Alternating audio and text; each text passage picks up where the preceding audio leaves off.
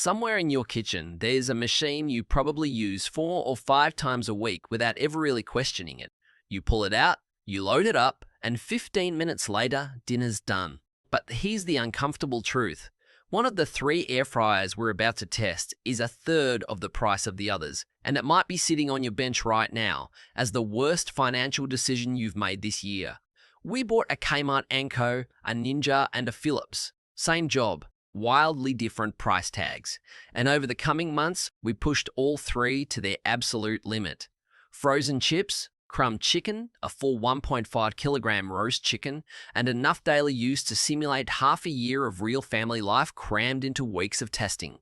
Here's what nobody tells you before you buy. The most expensive machine on this list isn't automatically the toughest one, and the cheapest one isn't automatically the trap you'd expect it to be. Somewhere in these 3 baskets is a genuine bargain, and somewhere in there is a machine quietly counting down to failure. By the end of this video, you'll know exactly which is which, but we're not skipping ahead, because the way we found out is just as important as the answer itself. Before a single chip hit a basket, we had to answer one question. How do you actually test an air fryer without just repeating whatever the marketing brochure already told you? The answer was simple. We ignored the brochures entirely. Every result in this video comes from independent testing conditions, cross-referenced against consumer research data and real owner satisfaction surveys.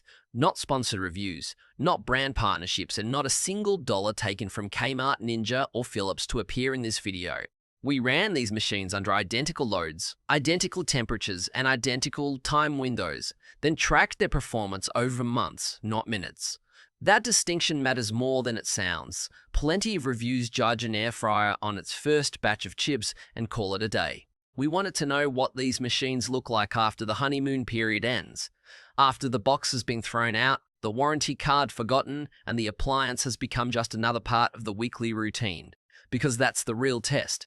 Not day 1, day 200. And there's no better place to start than the number every single buyer looks at first, before they even think about performance.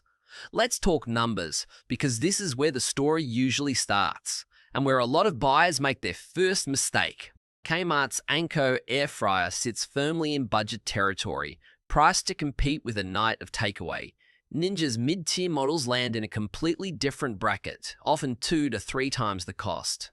And Philips, positioned as the premium engineering-first option, sits at the top of the price ladder entirely. On the surface, that looks like a simple decision.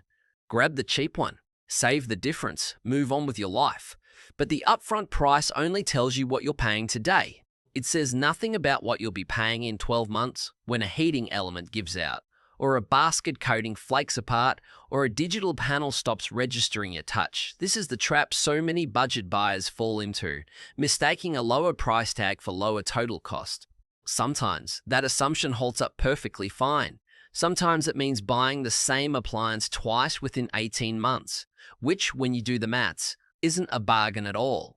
It's an expensive option to wear a cheap disguise. So which is it here? A genuine deal or a slow-motion money leak? We're not answering that yet. Because nobody buys an air fryer to admire the price sticker. They buy it to actually cook dinner. So let's fire them up. Frozen chips are the industry's unofficial gold standard, and for good reason. They expose exactly what a basket, a fan, and a heating element are capable of, without any of the complications that come from oil, coating, or moisture. We loaded identical bags into the Kmart Anko, the Ninja, and the Philips, set them to matching temperatures and let them run. The differences showed up almost immediately. Basket capacity affected how evenly hot air could actually circulate. Overcrowd a smaller drawer, and you end up with a pile of chips steaming each other into a soft, pale mess instead of crisping properly. The machines with better internal airflow design pushed heat around every single chip, not just the ones on top. Shake time told its own story too. Some baskets needed constant manual intervention. Pulling the drawer, giving it a shake, sliding it back in over and over, just to get an even result. Others handled it with barely any input at all, letting the design do the work instead of the user. And when the timers finally hit 0, the difference in crunch was obvious before we'd even tasted anything. Golden, uniform color on some, patchy, inconsistent shading on others. Chips, though, are the easy test. The real engineering challenge shows up the moment moisture and coating enter the basket. This is where budget appliances usually start to crack under pressure, and where premium airfoil technology finally earns its price tag, or fails to.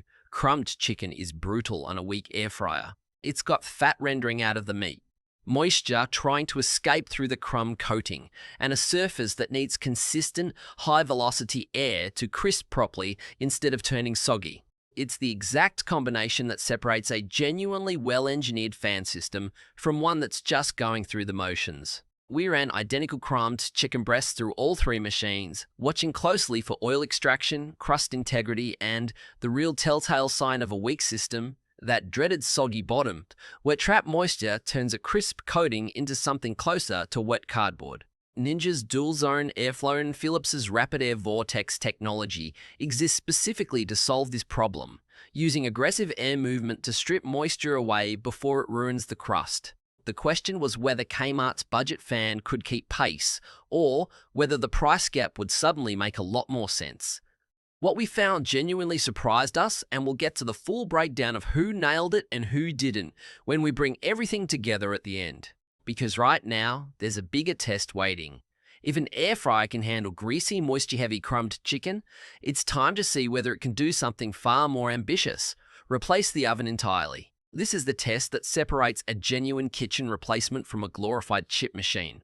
A full 1.5 kilogram whole chicken, the centerpiece of a classic Sunday roast, pushed into each basket to its absolute physical limit. The three units don't just differ in size, they differ in fundamental design. A traditional drawer-style basket, a multi-tier rack system, and a more conventional oven-style basket all handle a large, dense piece of meat completely differently.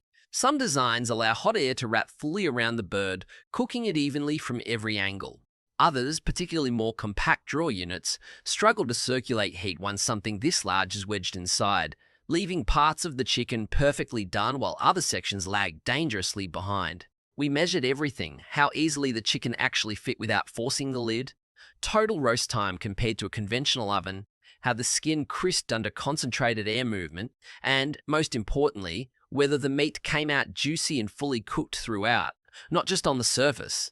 Because this is the real ambition behind every air fryer purchase, isn't it? The dream of ditching a slow, energy-hungry oven for something faster and smaller, sitting right on the bench. The results tell you exactly which of these three machines can actually deliver on that promise, and which one leaves you carving into a chicken that's beautifully golden on the outside and unsettlingly pink near the bone. Before we go any further into long-term durability though, there's something we need to clear up. Something that's been quietly worrying air fryer owners for years. If you spent any time online, you've probably seen the warnings. Non-stick coatings releasing toxic chemicals. Scratched baskets poisoning your food. Air-fried meals secretly just as dangerous as deep-fried ones. It's the kind of claim that spreads fast because it plays directly on a very reasonable fear that the appliance cooking your family's meals might be quietly harming them. So let's separate what's actually true from what's viral panic. Modern non-stick coatings, including the PTFE used across most air fryer baskets, are considered safe for normal cooking use at the temperatures air fryers actually operate at. The genuine risk isn't some invisible chemical leaching into your chips. It's physical. Cheaper baskets, particularly on budget models, tend to use thinner coatings that scratch more easily from metal utensils or abrasive scrubbing, and a damaged coating can start flaking into food over time. That's a real, practical concern, and it's one place where budget construction genuinely shows its limits.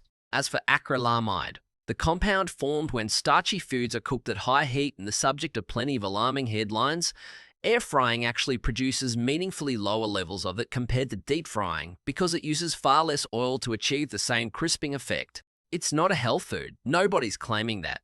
But relative to the deep fryer it's usually replacing, it's a genuine step in the right direction. So no, you're not slowly poisoning your family with a scratch basket, but you are shortening its lifespan, and that scratch resistance turns out to matter a lot more than most buyers expect. With the safety questions settled, let's look at what it's actually like living with these three machines, day in and day out. This is the test that never makes it into a glossy product photo, but it's the one that determines whether you'll actually enjoy owning the thing. Cleaning first.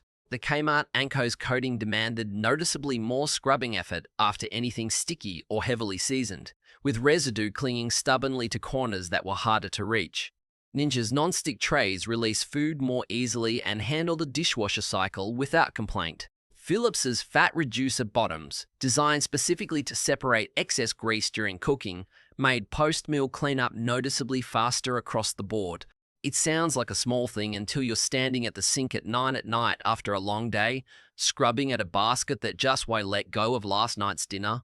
That friction adds up. It's often the quiet reason a good appliance ends up shoved to the back of a cupboard. Then there's the number that actually shows up on your bill. Running an air fryer through winter costs roughly $19 in electricity across our testing period, compared to around $46 for a traditional oven doing equivalent cooking. That's not a minor saving. It's more than double, month after month, simply by choosing the benchtop option over firing up a full-sized oven for a single meal.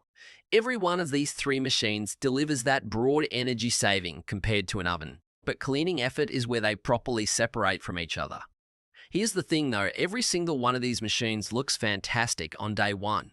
The real test is what happens after 6 months of daily abuse. This is the section that matters most, and it's the one most reviews conveniently skip, because it requires actually waiting to see what breaks. Across independent owner data and satisfaction surveys, a clear pattern starts to emerge somewhere between the 12 and 18-month mark. Heating elements that gradually lose consistency, taking longer and longer to reach the same temperature, digital control panels that start missing touches or freezing mid-cycle, basket handles and coatings that degrade far faster under genuine daily use than they ever did during a controlled first week test. And it doesn't hit every brand equally. Budget construction tends to show mechanical wear earlier and more severely, but even premium units aren't immune. Expensive doesn't automatically mean bulletproof, and we found real complaints scattered across every price point. Here's what almost nobody tells you when you're standing in the store though. Your protection doesn't end when the manufacturer's warranty does. Consumer guarantee laws in most regions exist specifically to cover exactly this scenario. If an appliance fails well before a reasonable person would expect it to, regardless of what the printed warranty card says, you're often still entitled to a repair, replacement, or refund under statutory consumer protection, not just the manufacturer's goodwill. Most people never use this right, simply because they don't know it exists. Retailers aren't always eager to remind you either. That's not a loophole. That's the law working exactly as intended, quietly sitting behind every appliance you've ever bought, waiting for you to actually use it. All the data, every test, every long-term trial, it all points toward one definitive conclusion. So where does that leave the Kmart Anko, the Ninja, and the Philips after everything we just put them through? The honest answer is that there isn't one universal winner here. There's a right answer depending on who you are. If you're a budget-conscious buyer who cooks simple, everyday meals and is realistic about replacing an appliance every couple of years, the Kmart Anko earns its place.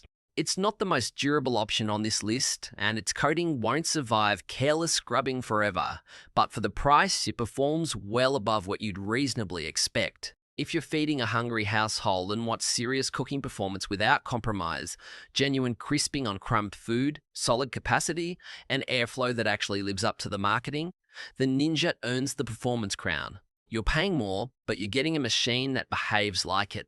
And if you're the kind of buyer who values long-term reliability over a lower price tag today, and you're willing to invest upfront to avoid replacing an appliance twice, Philips stands out as the durability investment. It didn't win every single test outright, but it consistently avoided the failure points that showed up elsewhere. None of these three machines is flawless. Every one of them has a genuine weakness we uncovered somewhere across these 6 tests. But now you know exactly what those weaknesses are. And more importantly, you know your rights the moment one of them shows up. So here's the real question. Which one of these 3 is currently sitting on your kitchen bench right now? Drop a comment and let us know. And if it's survived past the 1-year mark, tell us that too. Real owner experience is what keeps this honest.